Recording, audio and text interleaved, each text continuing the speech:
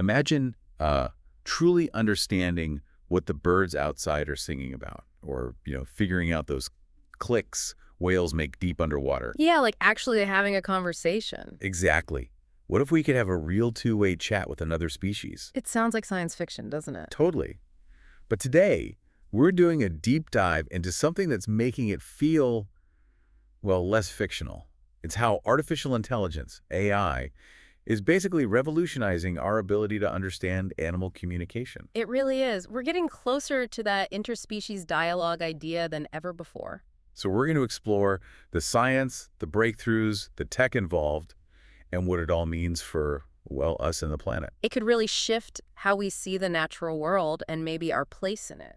Get ready for some mind-bending stuff. Join us for this. And hey, if you like what you hear, hit like, subscribe, maybe drop a comment on what topics you want us to tackle next. Yeah, and clicking those affiliate links helps us keep bringing you these explorations. It genuinely supports the show. Okay, so AI and animal talk. For centuries, we've been limited, right? Just watching, listening, trying to guess. Definitely. Human interpretation has its limits, but AI, it can handle data on a scale we just couldn't before. It's digging into the nuances, the patterns. Right. So let's break that down. How is AI actually doing this? Because, we've talked to our pets forever, taught dogs tricks, Coco the gorilla with sign language. That famous gray parrot, Alex. Yeah. But this feels different. This isn't just teaching one specific animal a human system, is it? No, not at all. The key difference is machine learning. It's basically software that gets good at finding patterns in huge, huge amounts of data. Okay, like ChatGPT finding patterns in text. Or photo apps recognizing faces. Exactly like that. Or voice-to-text picking out words from sound waves. It's all pattern recognition. So apply that to animals. They produce tons of data, right? Sounds, movements. Yep. Vocalizations, body language, even things we barely notice, like pheromones.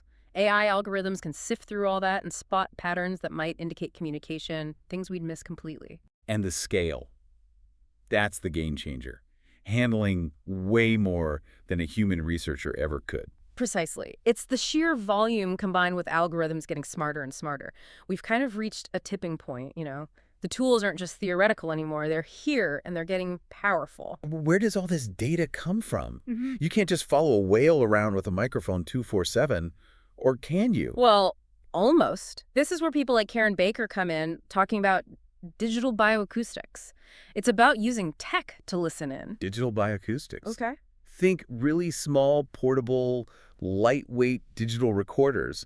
Scientists are putting them basically everywhere. Everywhere. Yeah, like Baker says, everywhere, from the Arctic to the Amazon. And these things can just sit there and record continuously, all day, all night. Wow, 24/7. That's a lot of sound. An unbelievable amount. Yeah. So you move from these limited snapshots humans could get to this constant, massive stream of raw audio data. Raw data goes in. And hopefully, information about communication comes out. That continuous large-scale recording is what feeds the AI. It gives it the material it needs to find those subtle patterns. Okay, that makes sense for the how. Now let's get into the really exciting part of who's doing this. Yeah. What are they actually finding? Are we decoding anything yet? Right. Well, one of the really interesting groups is the Earth Species Project, ESP. They're a nonprofit. Okay. And their whole mission is using AI to decode non-human communication. They talk about forging a new relationship with nature. That's a big goal. What's their main tool for that?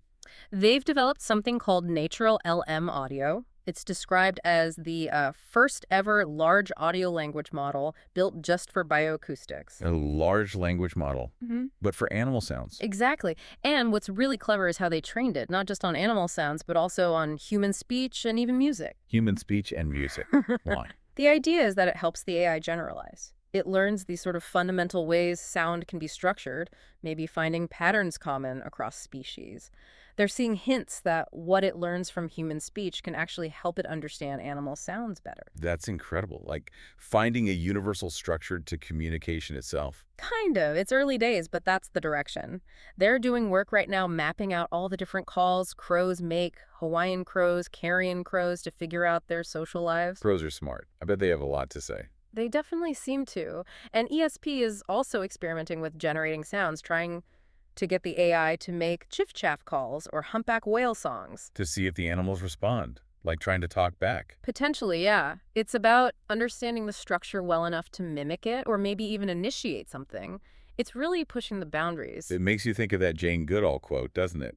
Dreaming of understanding animals. How wonderful that is now a real possibility. Yeah. Yeah, it feels like we're right on the cusp of making that dream a reality. So ESP is doing amazing work. Yeah. Who else is out there? You mentioned whales earlier. Ah, yes, Project CEET, that's the Cetacean Translation Initiative. They're focused specifically on sperm whales. Sperm whales. Why them in particular? Because of their vocalizations. They use these things called codas. They're like short, rapid bursts of clicks, but in structured sequences. Structured, like language. That's what researchers think. They see patterns that look a lot like syntax. They've even spotted turn-taking, like conversations. Whales taking turns to speak. Seems like it. And different groups have distinct dialects. They've even found clicks that might act like punctuation marks. Punctuation. Yeah. In whale clicks. That's wild. What are they hoping to achieve? They're aiming for a basic understanding, maybe by 2026. It's interesting, they draw parallels to SETI, the search for extraterrestrial intelligence, decoding an unknown, non-human language. That's a fascinating comparison. And it's not just crows and whales, is it? Are there other examples? Oh yeah, definitely. Google DeepMind has a project called Dolphin Gemma, looking at dolphin sounds with their AI. Dolphins too. Okay. And their software like Deep Squeak. That one analyzes rodent noises specifically to figure out if the animal is in pain or distress. Based on their squeaks. Yeah. Okay. So if you zoom out, what all these projects are doing is building actual language models for animals. It lets us go beyond just what sound is that to asking what does that sound mean in their world. Understanding the meaning, not just the sound. Right. Moving towards understanding their communication, maybe even their internal states in a much deeper way. Okay, so this is huge. But what does it really mean for us? Is it just about, getting a cool animal translator app someday? Or is there something more profound going on? I think it's definitely more profound. It ties into this concept from a zoologist named Jacob von Uexküll. He talked about the Umwelt. Umwelts. What's that? It's basically each animal's unique sensory world, the bubble of reality they can perceive and interact with. So like a dog's world is full of smells we can't detect. Exactly. Or a bat's world is shaped by echolocation. A shark senses electric fields. We humans, we're stuck in our own our own sensory bubble, and it's actually pretty limited. We only see, hear, and feel a tiny fraction of what's out there. Right. We assume our reality is their reality, but it's just our slice of it. Precisely. And we often forget how much we're missing. So how does AI change that? Can it pop our bubble? In a way, yes. AI can help us sort of dip into other Umwelten. Think about AlphaGo, the AI that mastered the game Go. Yeah, beat the world champion. Right. It came up with strategies that no human had ever thought of. Strategies beyond the knowledge of its creators. AI didn't just learn Go. It showed humans entirely new ways to think about Go. Okay. So Steve Jobs called computers bicycles for the mind, right? Tools that enhance our abilities.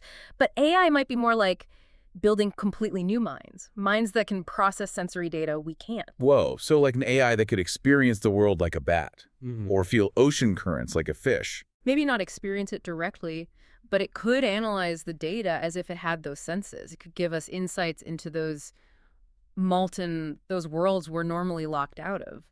A really mind-expanding idea, not just translation, but perception expansion. Exactly. And we're already seeing glimpses with tools like Natural LM Audio. They're not just decoding calls, they're using AI to predict a bird's life stage from its song or tell the difference between a warning call and a mating call.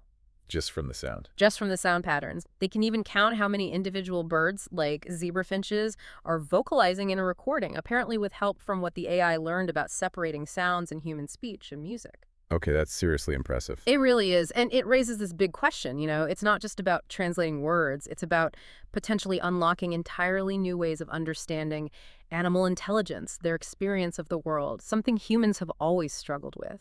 This is incredibly exciting. The potential seems enormous. But, like with any super powerful tech, there have got to be downsides, right? Challenges. Ethical minefields. Oh, absolutely. It's definitely not straightforward. One major challenge is just the complexity of communication itself. How so? Well, animals don't just use sounds. There's body language, scent marking, subtle expressions. AI focusing only on audio might miss huge parts of the picture. Right, the sound might be just one piece of the message. Exactly. And then there's the meaning problem. As one zoologist, Yossi Yovel, put it, If animals aren't talking about these things like philosophical questions, there's no way for us to talk to them about it. We might decode a sound, but the concept behind it could be totally alien to us. It could be. Or maybe they just don't communicate about the things we assume are universal. Plus, there's the sheer effort involved. That data collection we talked about. Yeah, and labeling it. A neuroscientist, Kevin Coffey, who worked on Deep Squeak, made a great point. AI and deep learning tools are not magic. The hard work is being done by biologists. Who have to watch the animals, connect the sounds to behaviors, emotions. Exactly. They need to provide that context, that ground truth for the AI to learn from. It takes immense field work. Okay, so practical challenges. What about the ethics? This feels like it could go wrong. That's a huge concern. On one hand, understanding could lead to more empathy. Imagine if AI could clearly show that chickens in a factory farm are communicating distress about ammonia fumes. That could force changes, maybe improve welfare. Possibly. But on the other hand, this knowledge could be weaponized. Commercial fishing boats using AI to perfectly mimic sounds that lure fish into net. Yes. Exploitation tech. It's a real risk, and there are concerns about bias in the AI itself. Some studies suggest current AI models already show biases against farm animals. So advances might not even benefit all animals equally, or could make things worse for some. It's possible. And then there are worries about unintended consequences. Could interacting with animals via AI, maybe using those generated vocalizations, mess up their natural behavior? Could LLMs hallucinate meanings that aren't there? Interfering in ways we don't foresee. Yeah. We gain this incredible power, but knowledge always comes with responsibility, doesn't it? We need to be really thoughtful about how we use this. Critical thinking is absolutely essential here. So wrapping this up, AI is undeniably poised to transform how we understand animal communication. We've gone from basic observation to potentially decoding complex signals and even peeking into other sensory worlds, these unwelcome. From the massive data collection using those tiny recorders to sophisticated AI models like Nature LM Audio from EST or Project CET listening to whales, the progress is stunning. And it's pushing us beyond simple translation toward maybe expanding our own perception of reality. Understanding life's complexity in a way we couldn't before. The sources suggest this ability, this potential to dip into other unwelcome might be our greatest sensory skill, something to cherish, not take for granted. So here's the final thought to leave you with. If we truly start to understand the nuances of animal languages, how might that fundamentally change our view of humanity's place? Could it be as profound as realizing the Earth wasn't the center of the universe? That's a powerful question. It really challenges our assumptions about being unique, doesn't it? It opens the door to a much richer, maybe more humble understanding of life on this planet. Definitely something to chew on. Keep thinking about these questions, the implications. If you enjoyed this deep dive, please do like it, subscribe to the deep dive for more, and tell us in the comments what else you're curious about. Your support really does help us keep exploring. Stay tuned for more deep dives into the knowledge that shapes our world.